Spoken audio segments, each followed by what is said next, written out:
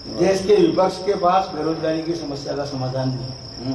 दावे के साथ में कह रहा हूँ, किसी के पास नहीं है, मेरे पास है। क्या बात और है, और यहाँ खड़े खड़े करके बता रहा हूँ, जाने की जरूरत है मेरे पास।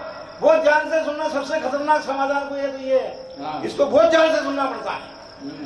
मैंने देश की सरकार से कहा, आपके पास बेरोजगारी का कोई समाधान है? बोले नहीं है। विपक्ष से कहा, आपके पास है? बोले नहीं है। 70 साल से नहीं मिला। मैंने खोजा, मैंने कहा खाली मैं जो समाधान दे रहा हूँ उस पर खाली अमल करना है। बोले बताओ। मैंने कहा इस देश के जितने भी बेरोजगार हैं, आप उन सबको नौकरी दे दो।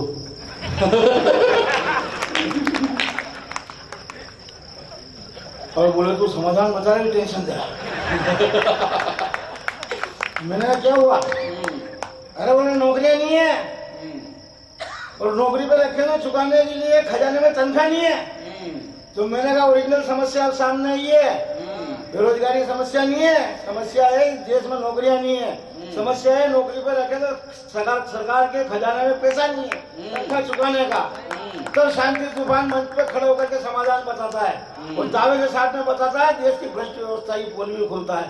मैंने कहा आपके पास नौकरियां नहीं है, नहीं है। आपके पास चुकाने के लिए तनख्वाह नहीं है, नहीं है। मेरा कोई टेंशन नहीं। अब मैं शांति तूफान बेरोजगारी का समाधान बताता हूँ और मैं दावे के साथ में कहता हूँ इससे समस्या का समाधान नहीं होगा, जीवन में कभी किसी कवि सम्मेलन के मंच पर नहीं चढ़ूंगा। दावे के साथ समाधान बताता हूँ। मैंने कहा आपके पास नौकरियां नहीं है, नौकरी पे रखो, चुकाने के लिए तनख्वाह नहीं है। मैंने कहा कोई टेंशन नहीं, मैं शांति तूफान हिंदुस्तान के तमाम बेरोजगारों की तरफ से गारंटी लेता हूँ, एक भी बेरोजगार आपसे काम करने के बदले में एक नया पैसा नहीं लेगा। आप खाली उसको काम पे रख लो, अगर उसमें कमा खाने के लक्षण होंगे अरे वाह दादा वाह। अगर उसमें कमा खाने के लक्षण होंगे वो वैसे ही कमा खाएगा। नहीं तनख्वाह से कौन सा काम चलता है? ये सरकारी कर्मचारी जो नौकरी कर रहा है उसको घर बिठाओ, उसकी तनख्वाह उसके घर बैठे पहुंचाओ, उसको क्यों कि तू तेरा काम तनख्वाह से चला, उसकी जगह काम बेरोजगार आदमी से लो, वो तनख्वाह से अपना काम चलाएगा और वो अपना काम चले जाएगा। समाधान। अब इसमें तुम्हारा काफी टेंशन है, खाली अमल करना है। मेरी समाधानों पे लोग अमल करें तो कमल तो मैं घर घर में खिला दूं, कोई टेंशन वाली नहीं होगी। तब मैं ये समाधान आपके बीच में रखता हूँ 1.5 मिनट का। हमारे देश, हमारे हिंदुस्तान में जब ये कानून बना, सारे शहरों में कानून लागू है, स्वच्छता अभियान के तहत भी लागू है।